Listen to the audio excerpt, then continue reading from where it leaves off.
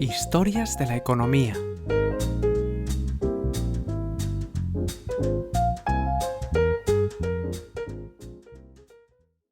Episodio 15, en el que trenes, sobornos y estafas provocaron el primer Jueves Negro.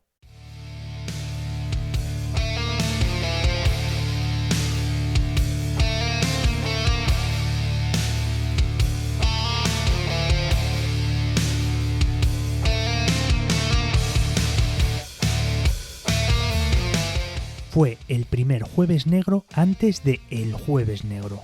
Fue la primera Gran Depresión antes de la Gran Depresión. Un pánico en Wall Street que forzó el cierre de la bolsa. La causa, la burbuja ferroviaria. Y contaba con todos los ingredientes habituales.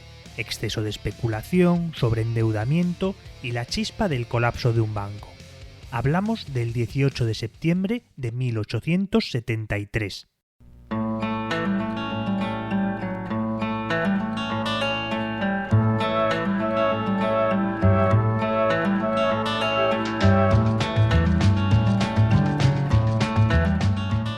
Las crisis provocadas por el ferrocarril fueron una constante en el siglo XIX.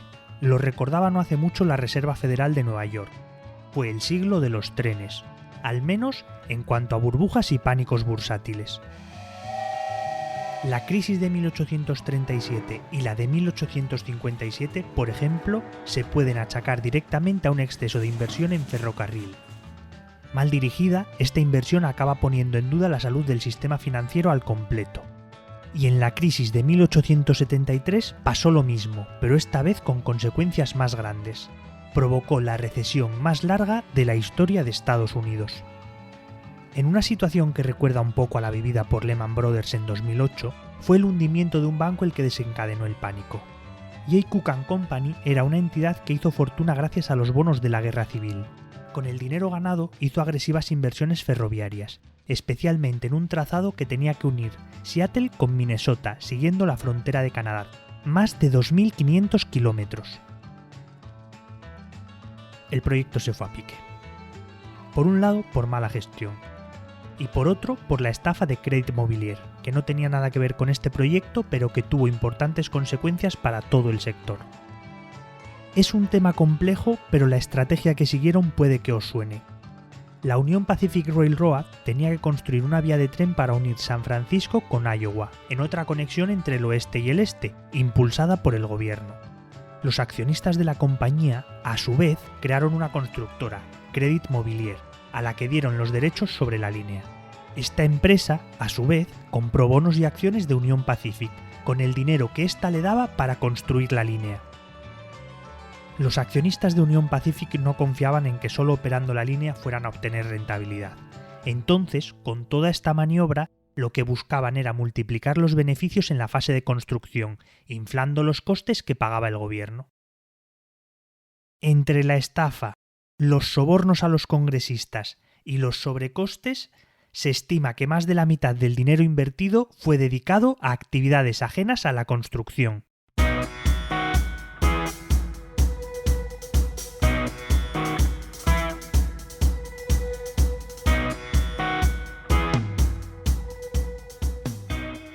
El escándalo se destapó en 1872 y provocó una reacción en contra que hizo que el gobierno fuera mucho más reacio a seguir financiando la expansión del ferrocarril.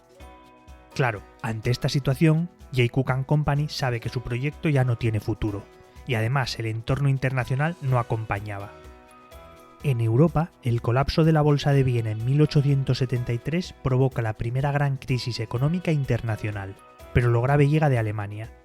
El banco confiaba en los inversores alemanes para cubrir los problemas de financiación en su propio país.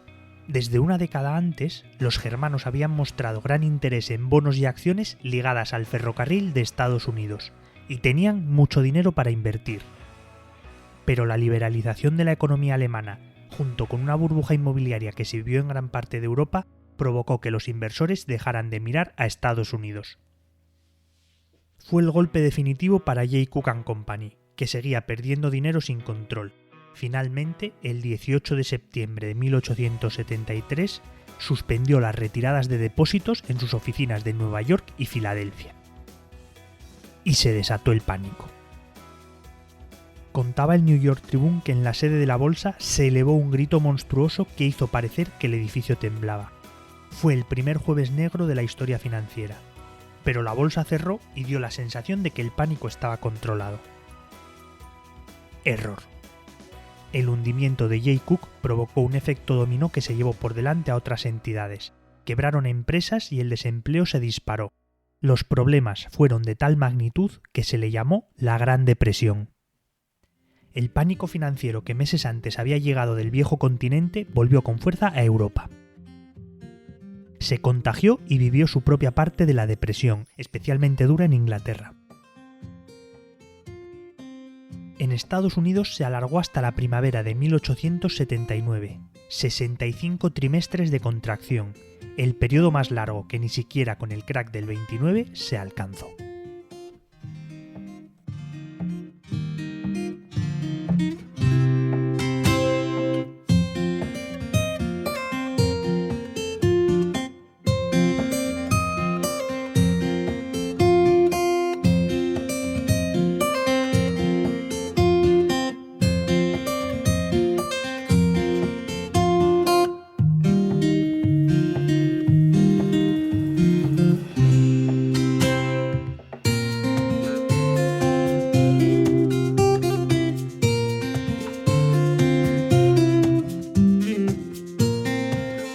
Este capítulo surge de una idea original de Ricardo Larrechea.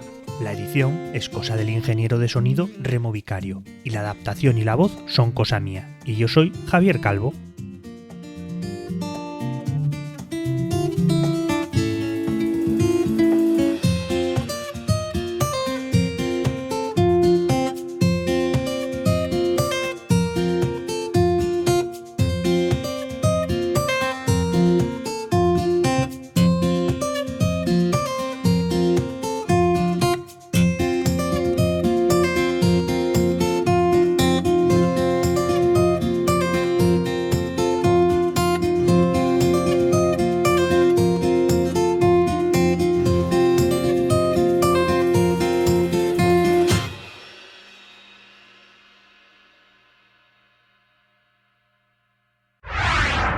El Economista Podcast.